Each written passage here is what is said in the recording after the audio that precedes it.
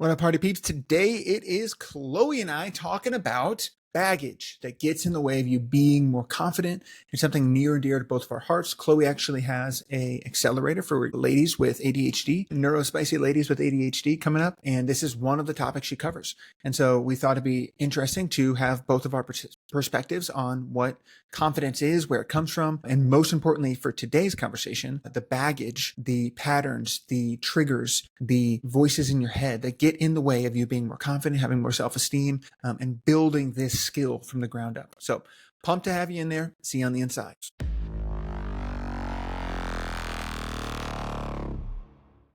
Alrighty, party peeps. We're back. Welcome. Let me open up this live stream chat here. If you're here live, got a couple peeps I see. Drop something in the chat. We'd love to chat with you. Today we're talking about baggage, blocking confidence.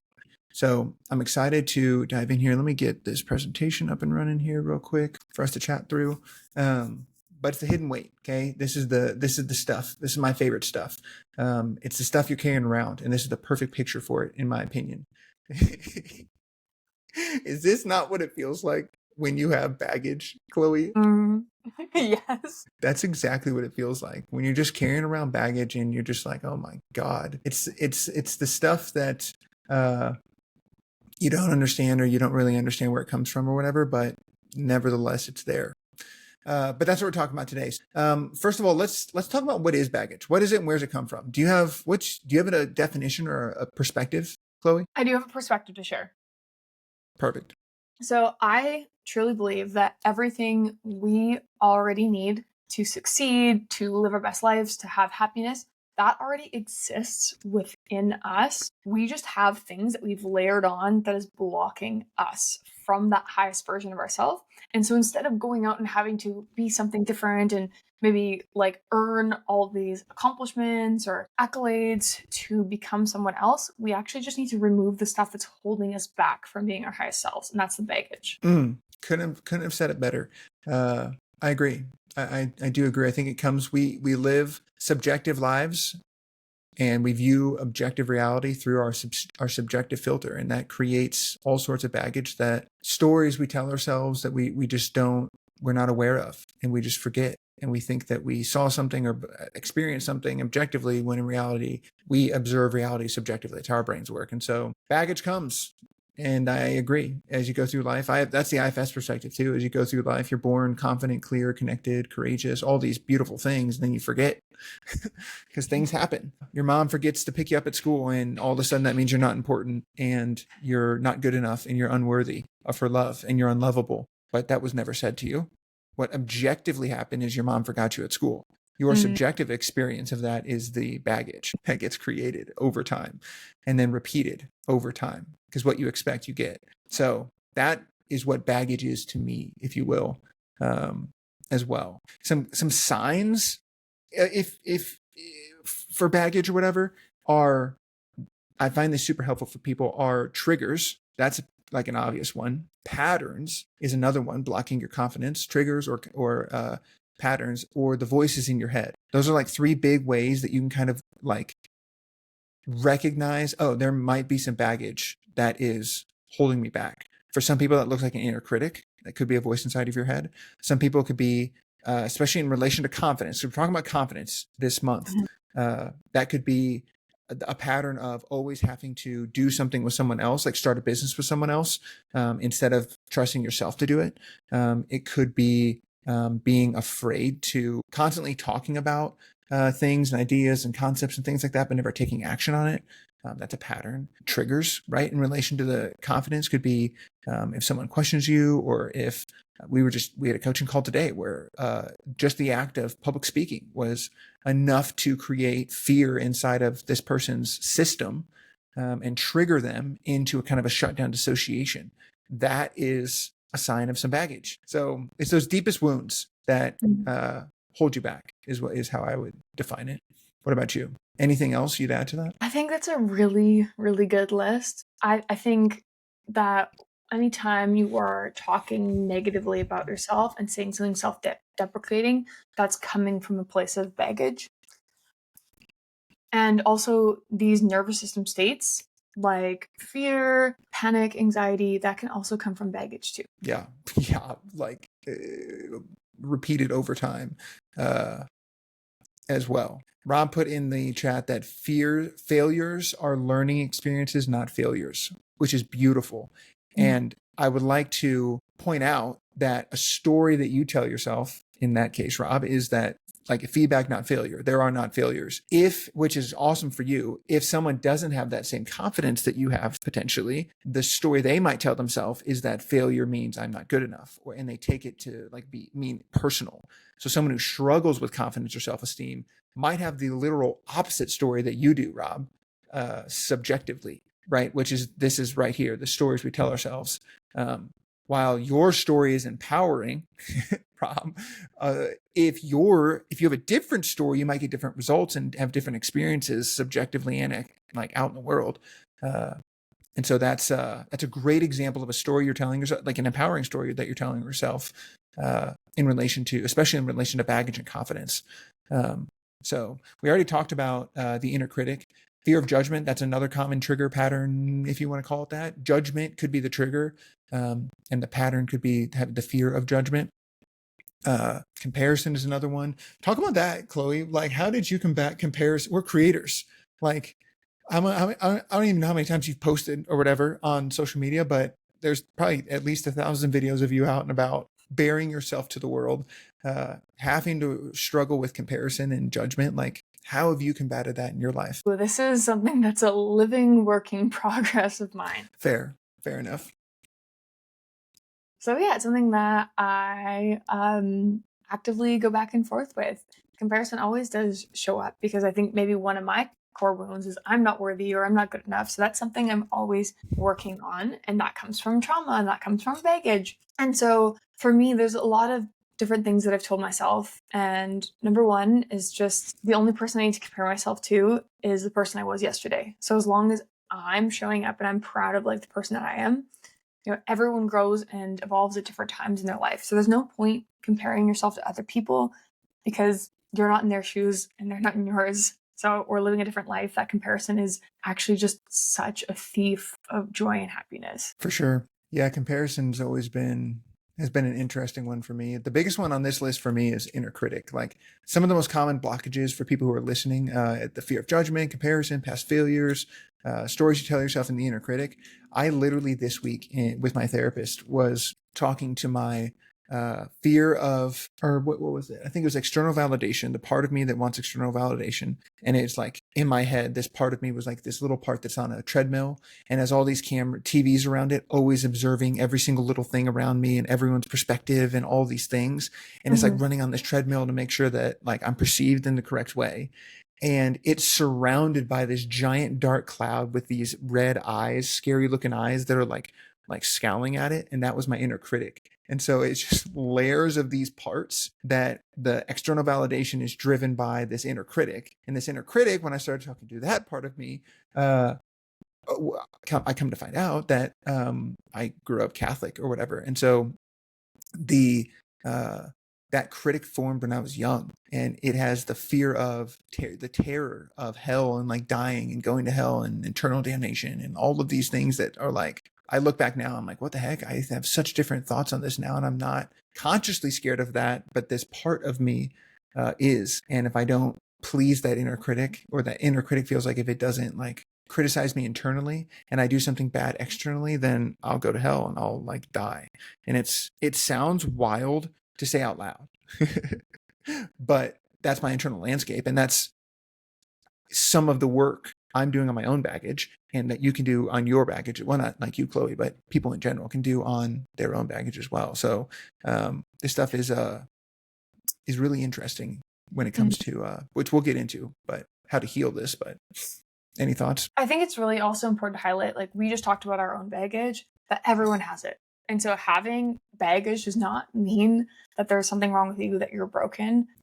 We are meant to grow and evolve continuously throughout our lives. So Cody and I do the work constantly. We're coaches, but even though we're coaches and we help people heal their own baggage, we still have baggage. So your baggage is okay and it can be worked through, but it doesn't mean you're broken. 100%. It's such a great freaking point. We may be the ones on camera, but it's only because we've done a lot of work and have our own journeys that we're on as well. So I agree. All right, so let's start talking about how to beat baggage. And shout out to CJ who helped make these slides. I just love this picture of just like how to beat baggage and like this dude just like boxing with it. I just think that's funny. I like that. How do you beat baggage? Oh wait, we got something from Rob. That's ended romantic relationships for me. Partners who compare themselves to me. I don't expect the same level of success or drive, but it's a self-expectation and comparison that was developed in their own mind. Interesting. Meaning they were comparing themselves, what they're doing, how they're doing, money they're making, their career, success, and things like that to you. And then you had to, okay, correct. Got it. Yeah, that makes sense. That is a great example of, in the partner's case, them creating a story in their mind that you expect that from them, even though it might not be what's objectively true or what your real expectation is, which is why I am so big on couples communication, especially if you haven't ever heard of imago therapy or an imago dialogue. I highly recommend checking it out, people. Super powerful for that exact reason. So, all right, let's talk about how to beat baggage. So the first thing that, when we were talking about this beforehand, we talked about was nervous system regulation, EFT, some of the stuff that you hit on, then IFS, and then we can talk about action as well. But talk us through nervous system regulation. Like, what nervous system regulation tools, EFT tools, have helped you the most with building your confidence and like maintaining it? Yeah, just first of all, really quickly, I truly believe that confidence is a nervous system state. So if you are dysregulated, if you feel threatened, it's going to be really hard to feel confident, be magnetic, and connect, because your body's going into survival mode. And then in survival mode, your body's primary goal is to survive. So to either fight or flee or freeze. And so in those states, you're not confident. You're maybe shrugging your shoulders or your heart's racing. So one of the best ways to become confident is to regulate your nervous system. And so one way you can do this is to have a daily practice that just helps you get into the flow of becoming calm on a daily basis. So I really like choosing one thing, whether that's EFT tapping, a breathwork exercise, meditation, going for even just like a nice long walk right when you wake up is really, really helpful to regulate your nervous system. The more regulated you will be, you'll be better at accessing calm, and you'll be able to handle your baggage a lot better. It's quite incredible. I notice like the thoughts in my mind when my nervous system is regulated. And let's just use comparison as an example. When I feel like calm and at peace in my life and everything feels like it's flowing and it's going well, I'm not really looking at other creators and thinking, oh, I'm not good enough, or I'm not doing enough, or I should be doing more, or that person has more followers than me or is making more money than me. I'm just like chilling and vibing. But if I am stressed out and I am in a high sympathetic state, I am comparing myself to others, because when you look back at, the times where we lived in tribe, comparison actually helped us survive, because we wanted to be viewed as like successful and accepted into the tribe, because if we weren't, then we could be thrown out, and that could mean death to us. If you look at it from just a survival standpoint too, like those nervous system states that Stephen Porges suggests in polyvagal theory, like the calm, the stress, and the shutdown. I like to think of it like a turtle. When you're in the calm, cool, collected green zone, like you're saying, a regulated nervous system, that turtle is out of its shell, walking around with its friends. It's chilling. It's not like having to look around and think about a lot. It's eating lettuce or whatever the fuck turtles eat. And but when it gets up in that stress zone and it's starting to like run, it's like, oh, I gotta get away. What's it doing? It's looking for predators. It's like looking, where's everyone else? Where are these people in comparison to me? And it's comparing itself to the other turtles around it to check for safety, and looking for predators and things like that. And so it just keeps you in that hypervigilant state that just doesn't put you in, like you're describing, a nervous system state where confidence lives, because it can't oftentimes, depending on how you frame it. But that's another way that I like to think about it. So then what is some tools that have helped you in relation to getting your nervous system to that confident state? I would say the biggest tool, and I preach this tool all the time because it is my favorite, is EFT tapping. Because that tool, number one, regulates the nervous system, and number two, helps you to rewire thought patterns. So it's kind of a 2-for-1 tool. And so if you're not familiar with EFT tapping, what you're doing is just tapping on these meridian points. Basically, they're like acupressure points or acupuncture points that coincide with nerve endings. When you tap on them, it creates a relaxed state in the body. And so once you're in this relaxed state, you can actually rewire thought patterns. So maybe you kind of start with a statement like, even though I'm comparing myself to other people, I completely love and accept myself. It's okay that I feel dysregulated right now. I completely love and accept myself. And you keep on tapping until that negative feeling dissipates. And then the really cool thing about that is now, once that negative feeling has lost its charge, then you can insert positive beliefs. Like, I am worthy. I don't need to compare myself to other people. Like, who I am is enough. All I have to be is authentic. Insert whatever you like. But this is a really powerful way to actually reprogram your mind. And it's free.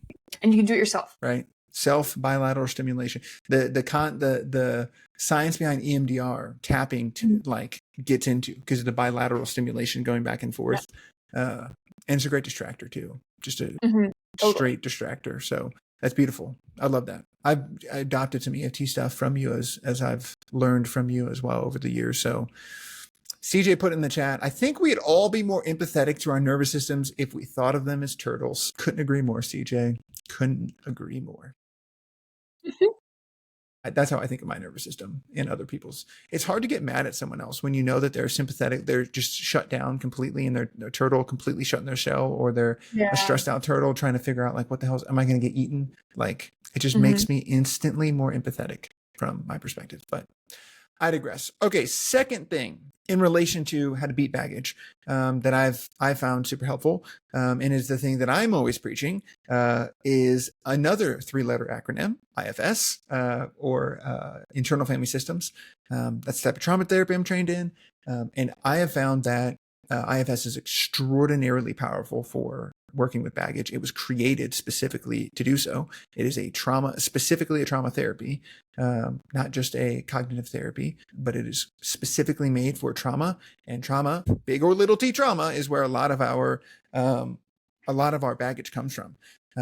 So it's a wild time, and it's amazing. It's never not worked with somebody. So it's a fun time. But IFS, 2 big things in IFS. So as Chloe was describing earlier, we are confident, we are courageous, we're born that way, and then we forget. These things are inherently who we are, and we forget about them. IFS would call that pure confidence and courage and calm and connectedness and clarity and compassion self. Okay. And so we all have a self. We're all born as the self, as ourself, and with a capital S. And then we forget over time, things happen, and we forget those self-like qualities, playfulness, perspective, and confidence and courage. And parts of us take on roles to keep us safe, okay? Because ourselves, when we're born, we're defenseless little babies, and we don't know what to do with ourselves. And so when we ask a question in class and then get made fun of, humiliation floods in and it hurts. And so a part of us absorbs that humiliation and we shove that down. And then another part of us starts to criticize us to make sure that we never get humiliated again. And we become less confident because these parts take over instead of ourselves acting and being confident, because we are beings, right? And so that's the 2 concepts of IFS, is the concept of self and then the concept of parts. And it's those protective parts that, when working with them, can really help a ton, especially with confidence. Because it's something you be, not something you do, which is a funny word, a funny way to put it, but it is the best way I could think to put it, when you start to work with these things. And so the process, like what we did this today with a client, literally was work with an inner critic, work with, I think it was public speaking fear that we were working with when we were working earlier. And getting to know that part and understanding its fears, understanding when it took on its role, and starting to understand that, or start to understand and empathize with these parts of us and learn their story, is so powerful. Because when when you go to your parts and you realize, oh, you still think I'm 5, got it. Did you realize now that Chloe taught me this tool and Cody taught me this tool, and I have this cool Action Academy group that I'm a part of, and like I'm a badass now, and I'm not a little defenseless child anymore. people are so surprised to find this stuff out. And it's one of the best ways to go and examine these things. And just like we were talking about earlier, the triggers, the patterns, and the stories you tell yourself are often connected to parts. So it is not just a random trigger. It is not just a random story. It is not just a random pattern. It is a part of you that is being triggered or holds that story or is pulling you back into that pattern. And so that kind of brings us full circle on what we talked about. What is baggage? It's these dysregulated parts that we haven't talked to and we should ignore. So that's, I highly recommend starting to work with those protective parts. And some of the best ones to start to look at are the part of you that fears judgment, the part of you that compares itself to everyone else, the part of you that is an inner critic. And starting to interject that language is the first step that I would take in relation to your baggage. Like just starting to say, oh, a part of me fears judgment. A part of me is anxious. A part of me is a people pleaser. A part of me is an achiever. That will help you so much. And then starting to name those parts will be step two. But we have to go all the way in here to get to go all the way in here.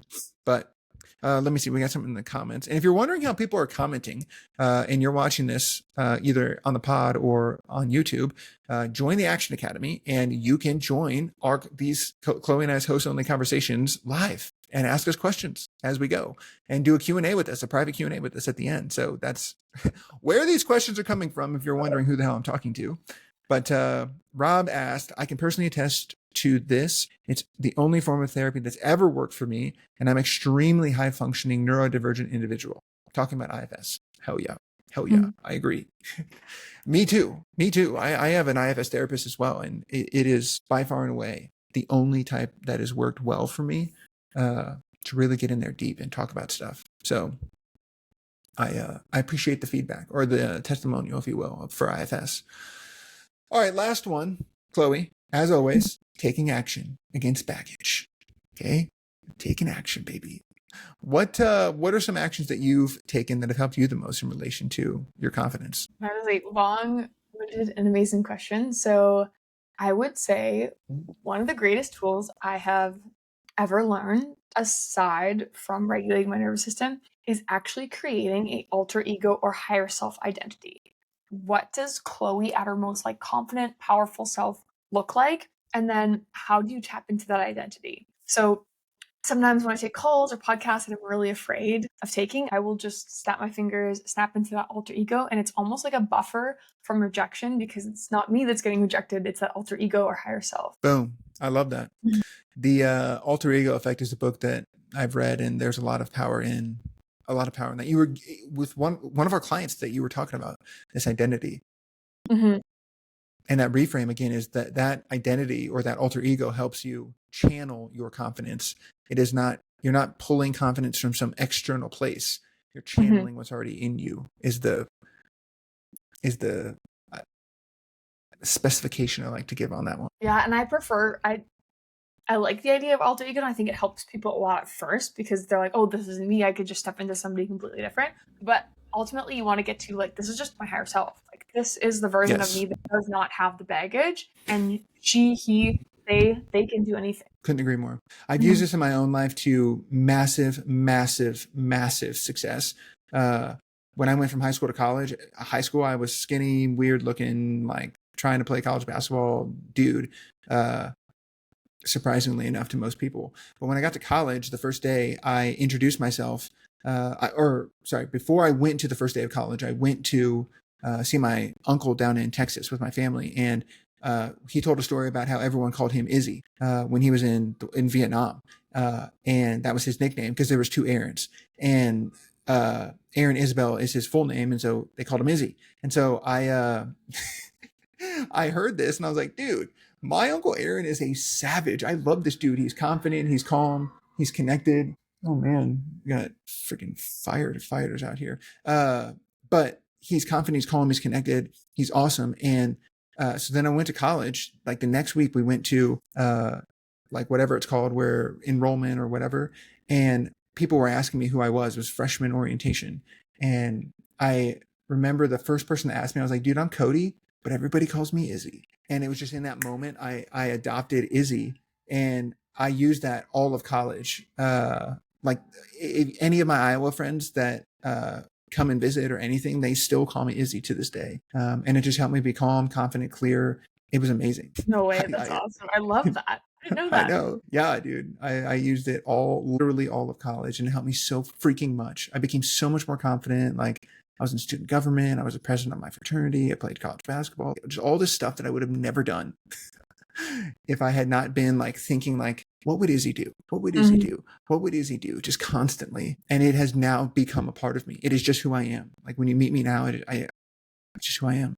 So that's a powerful one. And that's one of the best things that I can do is, in my story is also what I would suggest here, is taking action. That's the best thing that you can possibly do. Because I didn't just say I'm Izzy in that moment. I also then said, when someone asked me, do you want to run for like SGA, like student government? And I was in my head, old me was thinking, no, I don't want to do that. I'm an athlete. Athletes don't run for student government. That just doesn't make any sense. I asked, well, what would Izzy do? And I was like, all right, screw it. And I took the action. I ran for student government, and it had me being more creative, because I'm like, how am I going to convince also all these poli-sci majors that have all this platform? And it was the weirdest thing ever my freshman year. But what I ended up doing was I used my whole printing budget for the semester, printed out pictures of my face, and then giant text over the screen that said free water on me. I put it in front of all of the water fountains. Everybody loved it, thought it was hilarious. And I like landslide victory.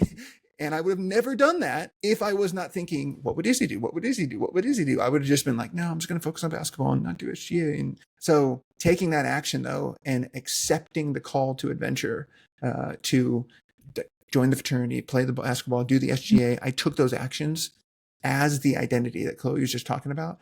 And that is my piece of advice on taking action against baggage, is take the fucking action. Do it. Take the action. Take the small step. Embodying it's one of the best ways and best things you could possibly do in beating baggage and creating new beliefs. Amen. Amen, sister. It's kind of interesting. Do you have an alter ego that you use for content? I do. I think also, like, I feel like having a social media personality is an alter ego in and of itself. That's what I'm saying. Do you think about it that way? I do sometimes, yeah. I do too. CJ has me on. If you don't know CJ, she's in the background and makes everything work. Love that. Love her to death. She's our brand director, though. And she had the idea a few weeks ago to start doing, she's like, we need to use edits and we need to use try-out reels. So why don't you do selfie style, authentic storytelling on edits and post it as try-out reels? And I was like, what a beautiful idea. And so I started doing that. And in those videos, I'm just selfie, like phone to camera, and I'm just being more myself than usual than I am in like my general content, where I feel like I am putting on some type of alter ego or something like that. In the selfie stuff, I'm not, though. And that stuff has been performing better. And so I'm just wondering, should we do that or should we not? Ooh, I think you touched on a really important, interesting point, because like this alter ego identity, it has to have authenticity to it, because that's what people are drawn to, is authentic and being real. Right. And so I feel like anytime I'm posting on social media and I'm trying to be too much with the hooks, or like I'm just like deviating from my true self, like it doesn't perform, it flops. And when I show up like so much as myself, it does really well. Right. Yeah, I feel you. I'm with you on that. Rob said the same. I personally believe in being 100% genuine, so I don't and wouldn't do that type of thing. Speaking of like alter egos and stuff, I get that. It'd be interesting. The framing that I would have around it is that it's not that you're not being, let me stop sharing here. It's not that you're not being genuine. It is a tool to allow your genuine and authentic self to be channeled through. That's the way I look at it. Yeah, I completely So it's less about like doing it or not doing it. It's like unless you're perfect, if there's any area where you don't feel like you can be 100% genuinely yourself, and maybe for us guys, maybe it's vulnerability. Maybe you need to create an alter ego or like a superhero that you can put on for being more vulnerable or more curious or whatever it is. That could be a place to start potentially as well. That's called chameleoning. Interesting. What's called chameleoning? What do you mean by that? And if anyone has any other questions, drop them in the chat right now, please. I can see how that helps people, but I disagree with the method. Something you're not, and being something you're not to compensate. I really feel like what we're talking about here is channeling something you are, not being something you're not. Yeah, that's a really important distinction. Is the person you're channeling is basically the version of you without all the baggage, the version of you that can do anything. It's like Right. your superhero version of you with superpowers. Right. So if I feel like the conception, let's talk about what it's not. It is not changing who you are so that the person in front of you likes you, or to manipulate them, or to control them in some way. That's not, in my opinion, what an alter ego is, or being able to use this tool. It is being able to use something like Izzy to channel your confidence and authenticity, and then allow people who dig that to dig it, and those who don't to not. So that's why I brought it up, because there's an unintentional direction. Okay, got it. So Rob's talking about, we're on the same page. He was just making sure we weren't talking about like manipulating people and things like that. All right, CJ, I always think of this in the like you are not your disease factor. If you had diabetes, that wouldn't be your sole identity, and you'd take medicine to allow it to be your full self. This is medicine for confidence. That's a great way to put it. Yeah, that's great. Nailed nice, it, CJ. As always, freaking legend over here. Cool. All right. If there's any other questions, drop them in the chat, or drop them under the video, and we'll come back and answer these. And if you guys haven't already, check out the Action Academy. We'll put the link to join in the description below. But Chloe and I go live. We do private Q&As in there, but we go live in there and do like hot seat coaching and all sorts of cool stuff. It's where we hang out when we're not doing the podcast. So please come check it out. We'll put the link in the description below. I'd love to see you in there. Anything you want to leave the people with, Chloe? I think the confidence just really comes from like learning to love and believe in yourself. And so the more you can do that, the more confident you'll become. And everything exists inside of you. It's just the baggage you have to remove. That it does. It does. I love it. The thing I'd like to leave with is just to remember that confidence is a state of being, not a state of doing. So you don't have to do confidence. You can just be confident. Just got to remember what that feels like. That's the hard part. But we got tons of tools that we just gave you. And if you want more, join the Action Academy. Links below. Thank you all for tuning in today. That's it for today's session with Chloe and I. Thanks, everyone.